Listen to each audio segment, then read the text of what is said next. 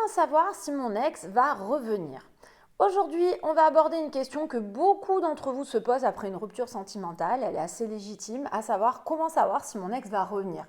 C'est une situation qui est très délicate, je le sais, mais il y a aussi des signes qui peuvent mettre sur la voie. C'est pour ça que j'ai décidé de faire une vidéo dans laquelle je vais te livrer très exactement 7 signes qui peuvent indiquer que ton ex envisage peut-être de revenir vers toi. Pour autant, j'insiste, il est essentiel quand même de ne pas se bercer d'illusions, même si je fais ce type de vidéo, parce que chaque relation reste unique et il n'y a aucune garantie à 100%.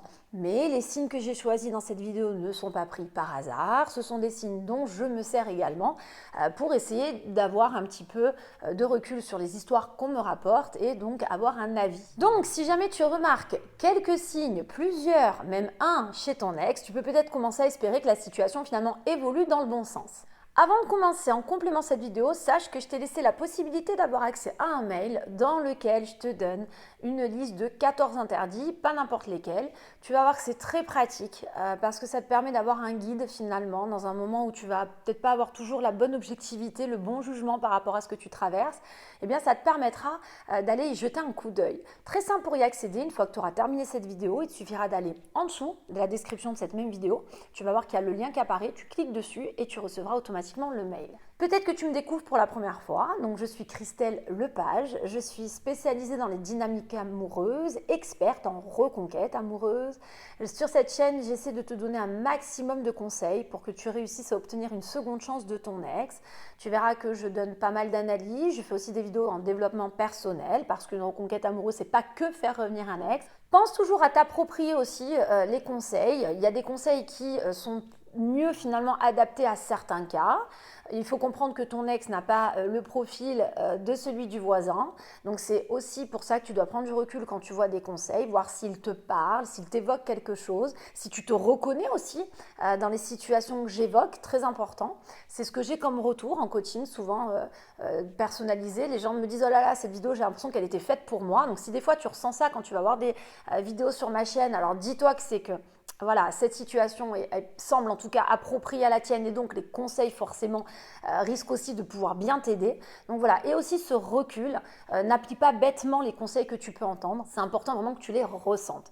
Je le dis souvent, plus on comprend les conseils qu'on applique, plus on arrive à les tenir dans la durée et donc plus ils sont probants et plus donc ils te rapportent des résultats. Donc si ce n'est pas déjà fait, eh bien je t'invite à t'abonner à ma chaîne, à cliquer sur la petite cloche des notifications, pratique, tu seras averti en fait à chaque nouvelle sortie de vidéo. Ça te permettra vraiment de ne louper aucun conseil à venir. Alors comment savoir si ton ex va revenir? Premier signe, si la rupture te semble irréfléchie. Ça, c'est un signe pour moi qui est à surveiller. C'est en fait si la décision de rupture te paraît impulsive ou vraiment très peu cohérente. Peut-être que ta rupture finalement là est faite un peu sur un coup de tête après une grosse dispute ou dans un moment où ton ex a l'air un petit peu complètement incohérent même dans son comportement et sa façon d'être depuis quelques mois.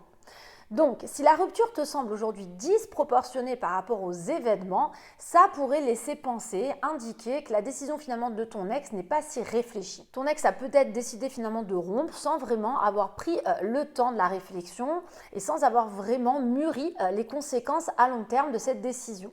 Alors très souvent, forcément, les ruptures irréfléchies viennent de l'émotionnel. Ça va être un ex qui pourrait par exemple se rendre compte avec un peu de recul, un peu de temps, donc que la décision de t'avoir quitté n'était peut-être pas aussi solide que ce qu'il ou elle pouvait le penser au départ. Là, tu peux ressentir du coup un ex qui va te montrer des signes de doute ou qui revient un petit peu sur ses propos. Et tu pourras dire, ça peut être un bon indicateur quand même qu'il pourrait commencer à reconsidérer sa rupture ou s'apercevoir qu'il ou elle a été un petit peu extrême dans sa décision. Le deuxième signe, qui est peut-être moins évident, c'est lorsque ton ex reste en contact avec ton entourage. Alors, un ex qui prend régulièrement des nouvelles de toi auprès de tes amis, de ta famille, c'est souvent un signe assez révélateur. Vous êtes nombreux dans ce cas-là et souvent à me rapporter que c'est peut-être parce que l'ex a de la peine, s'inquiète, se demande ce que tu deviens ou se culpabilise.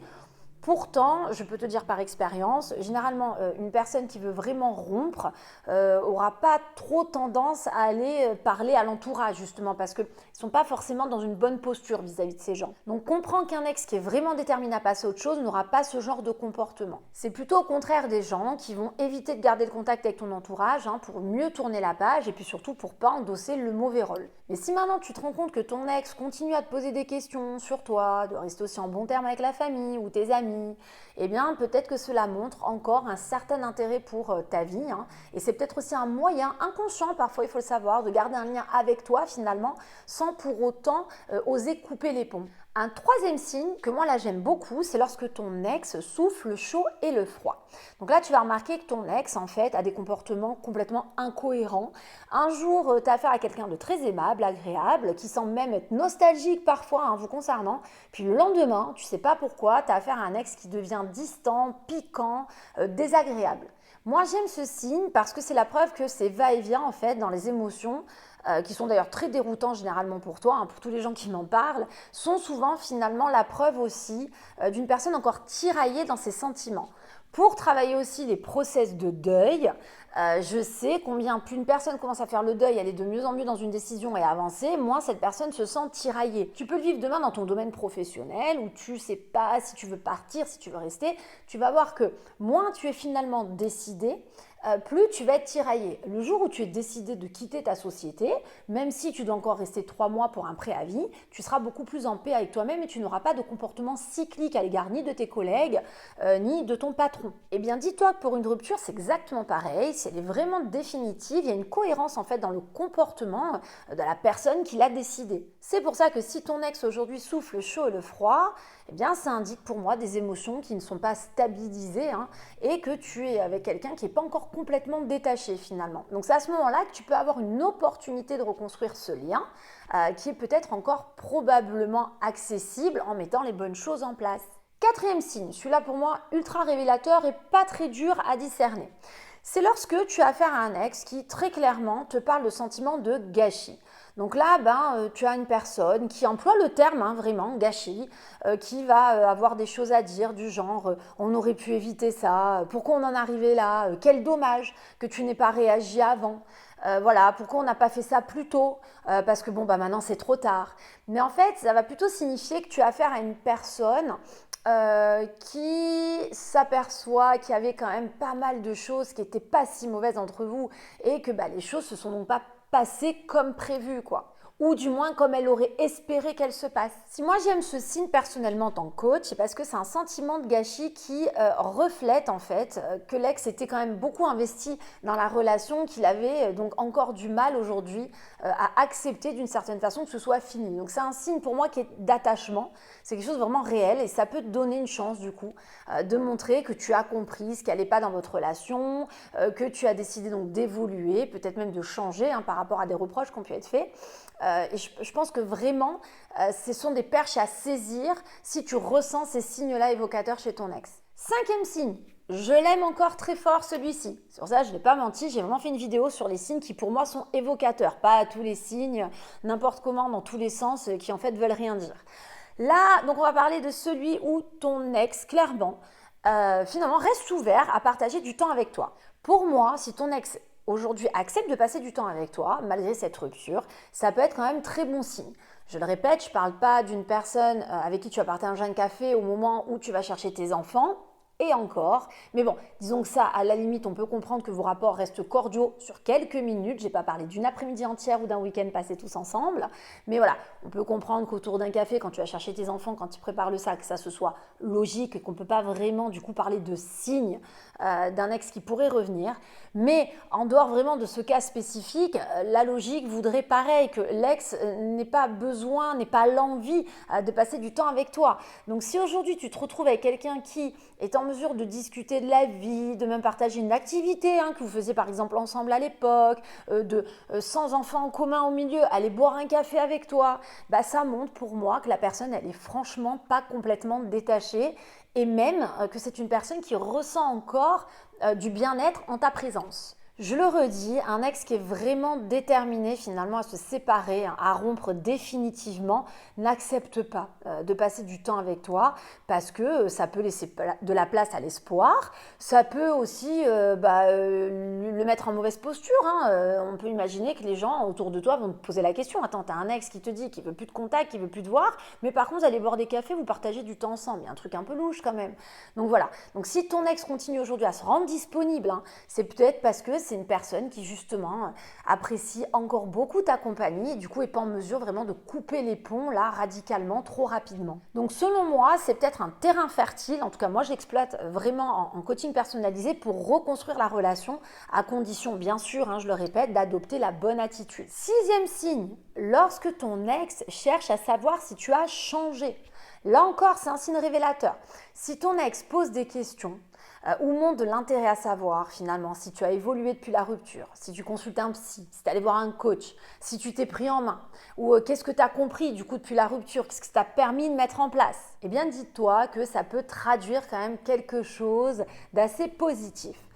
Les remarques indirectes aussi, comme j'espère que tu as compris hein, finalement ce qui n'allait pas entre nous. Hein, voilà. Ou alors des trucs du genre, tu sais, tu as l'air différent quand même maintenant. Voilà. Ou encore, tu sais, j'ai constaté hein, que tu avais fait plein de choses. Hein. Ben, ça peut être vraiment le symbole d'une personne qui du coup a l'esprit plus ouvert te concernant.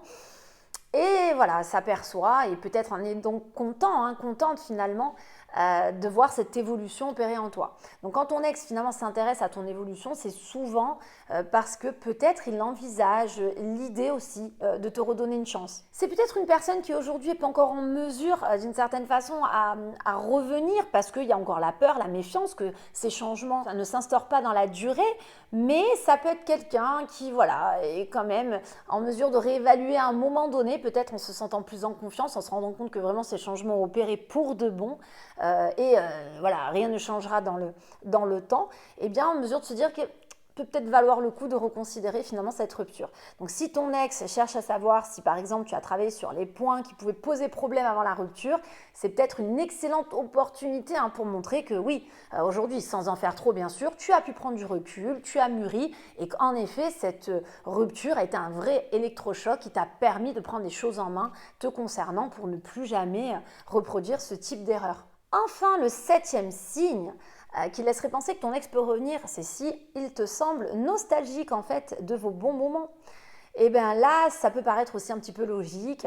Normalement, tu ne peux pas avoir un ex qui envisage de revenir si tout était noir, tout était mauvais, rien n'allait. Bon, là, si par contre, tu as quelqu'un qui évoque des moments heureux, qui est en mesure de voilà, parler de moments partagés ensemble avec un peu de regret, ça peut être des souvenirs spécifiques, hein, parfois, comme une sortie, un voyage, des activités à l'époque que vous partagez ensemble. Eh bien, dis-toi que tu as affaire à quelqu'un qui aujourd'hui peut-être commence à dédramatiser, relativiser votre relation si négative à l'époque. C'est pour ça que si jamais tu t'aperçois que ton ex ramène régulièrement à la surface des souvenirs heureux, ça peut être un signe quand même qu'il repense finalement à ce que vous aviez de positif dans votre relation. Pour moi, je dis souvent en coaching, la nostalgie c'est un indicateur qui est vraiment puissant. Pour moi, ça montre que malgré les tensions, les problèmes qui ont été finalement menés, qui vous ont mené jusqu'à la rupture, eh ben, on s'aperçoit que voilà, il y a les bons moments quand même qui reprennent le dessus. Donc ça signifie que voilà, il y a quand même des sentiments positifs qui ne sont pas complètement effacés, que tu as un ex qui est en mesure de dédramatiser votre situation passée. Et c'est pour ça que pour moi, si ton ex exprime cette nostalgie, c'est que tu as peut-être une belle opportunité en fait de raviver ses émotions en mettant bien sûr en avant tes qualités et en tentant vraiment de vous reconnecter à vos anciens souvenirs et en lui montrant bien évidemment tout ce que tu pourrais améliorer aujourd'hui si vous redonnez une chance. Alors je te le redis, je viens de te donner 7 signes qui pour moi sont ultra parlants. Qui pourrait te laisser penser que du coup ton ex sera en mesure de revenir. Maintenant voilà, si tu te reconnais dans plusieurs de ces situations, c'est peut-être que ouais, tu as peut-être encore une chance de recoller les morceaux. Pour autant, il ne faut pas que tu oublies que rien, je dis bien rien ne se fait en forçant les choses. Donc il faut que tu acceptes de laisser un peu de temps aussi à ton ex pour faire ce travail et puis que tu adoptes forcément une attitude sereine et réfléchie. C'est pas parce qu'aujourd'hui ton ex a des doutes que ton ex va forcément te redonner une chance. Donc à toi de réapprivoiser ton ex, j'ai envie de dire, pour l'amener à finalement avoir envie de te réouvrir une porte. Maintenant, comme je te l'ai expliqué tout à l'heure en complément de la vidéo, pour aller encore plus loin, si tu as besoin d'aide, je t'ai laissé accès à un mail dans lequel je te donne une checklist de 14 interdits. Donc ça va te permettre vraiment d'avoir une ligne de conduite à suivre si tu manques d'objectivité. Très simple pour y accéder, il suffit de cliquer sur le lien de la description que j'ai laissé en dessous de la vidéo. Pense au petit like d'encouragement si jamais la vidéo t'a plu, son contenu. Et puis aussi à t'abonner à la chaîne si ce n'est pas déjà fait en cliquant sur la petite cloche des notifications ultra pratique pour être averti à chaque nouvelle sortie de vidéo et donc ne louper aucun conseil. Et en attendant, je te dis à très bientôt sur ma chaîne YouTube.